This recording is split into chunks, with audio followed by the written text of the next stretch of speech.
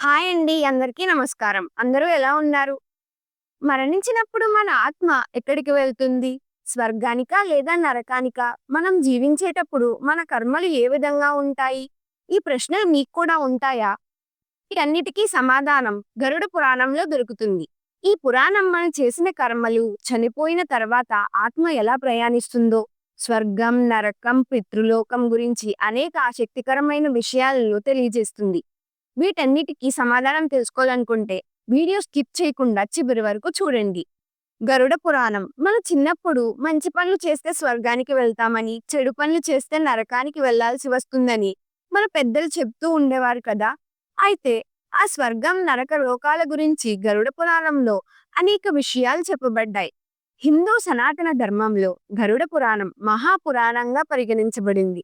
ఇందులో మనుషుల జీవన విధానం, ధర్మం, భక్తి, వైరాగ్యం, యాగం, తపస్సు తదితర వాటి గురించి చెప్పబడ్డాయి. ఈ సందర్భంగా చనిపోయిన వ్యక్తుల ఆత్మ ఎక్కడికి వెళ్తుంది, ఎలా ప్రయాణిస్తుంది, లేదంటే ఆత్మ భూమి మీద ఉంటుందా అనే ఆసక్తికరమైన విషయం గురించి మనం ఇప్పుడు తెలుసుకుందాం.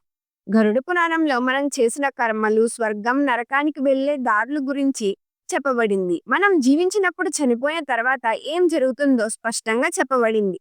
అయితే స్వర్గం, నరకం ఎంత ఖచ్చితమైనవి అనే దానికి ఎలాంటి ఆధారాలు లేవు. అయితే భగవద్గీతలో శ్రీకృష్ణుడు ఈ విషయాన్ని చెప్పాడు.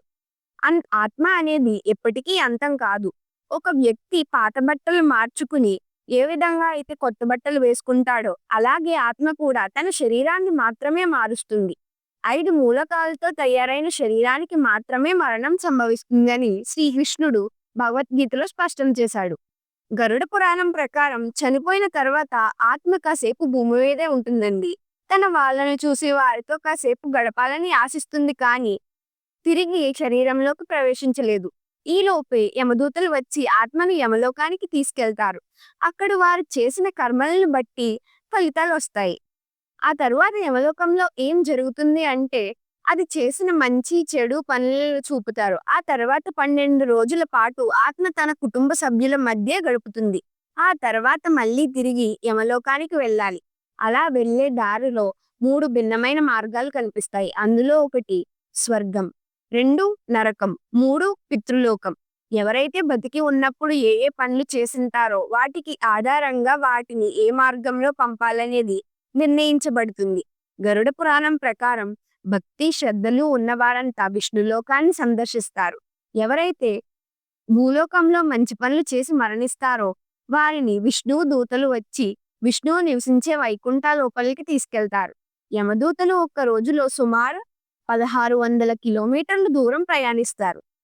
గరుడ పురాణంలో మొత్తం 84 లక్షలకు పైగా నరకాలున్నాయి. వీటిలో 21 నరకాలు మాత్రమే ప్రాముఖ్యమైనవండి. భూమి మీద ఎవరైతే పాపాలు ఎక్కువగా చేసుంటారో వారి ఆత్మలకు నరకంలో కఠినమైన శిక్షలు విధిస్తారు.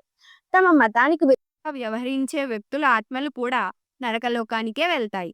మరణించిన ప్రతి ఒక్క వ్యక్తి కర్మల ఆధారంగా శిక్ష ముగిసేంత వరకు నరకంలో ఉంచుతారు. అంతవరకు వారిని నపుంసకులు ఇబ్బందులు పెడుతూనే ఉంటారు. అలాగే ఇంకొకటి, మరణించాక శరీరం నుంచి ఆత్మ ఎలా బయటకు వెళ్తుంది అనేది కూడా మనం ఆలోచిస్తూ ఉంటాం. దీనికి కూడా గరుడ పురాణంలో సమాధానం ఉంది. గరుడ పురాణం ఏమంటుందంటే, ప్రతి శరీరానికి కూడా ఒక ఆత్మ అనేది ఉంటుంది. బాడీలో ఆత్మ ఉన్నంత వరకు కూడా భౌతికంగా శరీరం మనుగడ సాగిస్తూనే ఉంటుంది.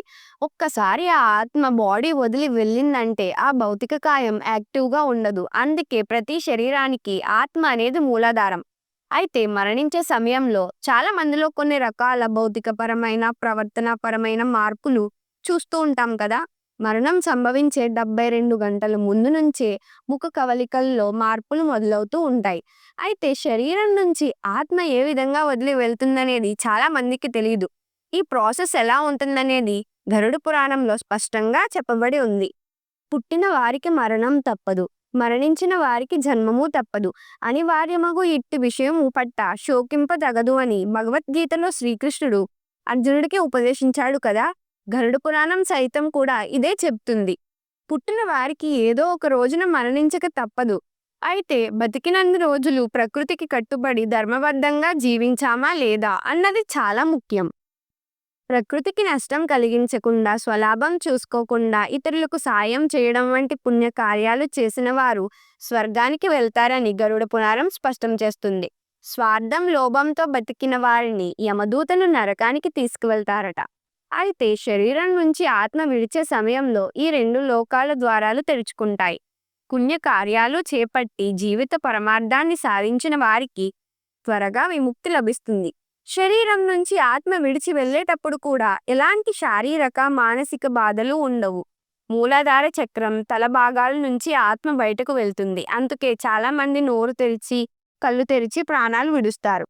ఇక నరకానికి వెళ్ళేవారి ఆత్మ శరీరం నుంచి బయటకు వెళ్లే సమయంలో తీవ్ర అవస్థలు పడుతుందండి. పాయువు నుంచి వీరి ఆత్మ విడిచి వెళ్తుందని అంటారు. దీంతో పాటు కాలి బొటనవేలు నుంచి కూడా ఆత్మ బయటకు వెళ్తుంది. అందుకే మరణించిన తర్వాత వ్యక్తుల కాళ్ళు బొటనవేళ్లు కలిపి కడతారు. ఇలా చేస్తే ఆ శరీరంలోకి తిరిగి ఆత్మ ప్రవేశించదని నమ్మకం.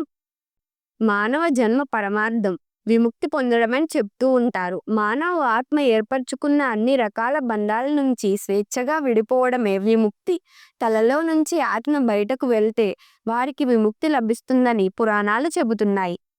అలాగే చనిపోయిన తర్వాత మృతదేహాన్ని ఒంటరిగా ఉంచకూడదని అంటారు కదా, దానికి వెనుక ఉన్న కారణం ఏమిటనేది మనం ఇప్పుడు తెలుసుకుందాం. హిందూ మత సాంప్రదాయాల ప్రకారం ఏ ఇంట్లో అయినా ఒకరు చనిపోతే 5 రోజులకు, 3 రోజులకు లేదా 11 రోజులకు పెద్ద కర్మ వంటి నియమాలను పాటిస్తారు.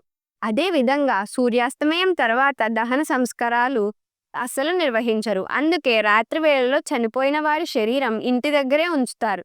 అయితే మృతదేహం దగ్గర కనీసం 4-5 ఉంటారు, కానీ ఒంటరిగా మాత్రం వదిలిపెట్టరు.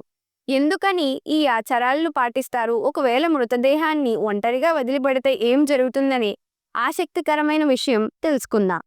గరుడ పురాణం ప్రకారం మృతదేహాన్ని ఒంటరిగా వదిలేస్తే నరమాంస భక్షకులు, ఎర్ర చీమలు లేదా జంతువులు చనిపోయిన శరీరాన్ని హాని తలపెడతాయి. అందుకే మృతదేహాన్ని దహన సంస్కారాలు పూర్తి చేసేంత వరకు కనీసం 2-3 అక్కడే కూర్చుంటారు. అలాగే గరుడ పురాణం ప్రకారం మరణించిన వ్యక్తి ఆత్మ దహన సంస్కారాలు పూర్తయ్యే వరకు అక్కడక్కడే తిరుగుతుంది. అంతవరకు తన కుటుంబ సభ్యులతో మంచి అనుబంధం కలిగి ఉంటుంది. ఇలాంటి పరిస్థితుల్లో మృతదేహాన్ని ఒంటరిగా వదిలేస్తే చనిపోయిన వారి ఆత్మ శాంతించదు. ఈ కారణంగా ఎక్కువగా దుఃఖించవచ్చు. అనంతరం యమదూతలు భూలోకానికి వస్తారు. ఆత్మను యమలోకానికి తీసుకువెళ్తారు. ఆ తర్వాత వారు చేసిన కర్మ ఫలాలను బట్టి స్వర్గానికి వెళ్ళాలా లేదా నరకానికి వెళ్ళాలా అనేది నిర్ణయించబడుతుంది. గరుడ పురాణంలో చనిపోయిన తర్వాత మృతదేహాన్ని ఒంటరిగా వదిలేస్తే దాని చుట్టూ తిరిగే దుష్టశక్తులు చనిపోయిన వారి శరీరంలోకి సులభంగా ప్రవేశిస్తాయని చెప్తుంది. దీనివల్ల చనిపోయిన వారి శరీరానికే కాకుండా ఇతర కుటుంబ సభ్యులకు కూడా ప్రమాదం పొంచి ఉంటుంది. గరుడ పురాణం మనం చేసిన కర్మలను జీవితం తర్వాత మనం ఎటు వెళ్ళిపోతామో చెప్పే ఒక విలక్షణమైన పురాణం. ఇది మన ధర్మ మార్గంలో నడిచామంటే ముక్తి సాధించగలమని చెప్తుంది. మన ఆత్మకు శాశ్వతంగా శాంతి, సంతోషం లభించాలని మనం ధర్మంతో జీవించాలి.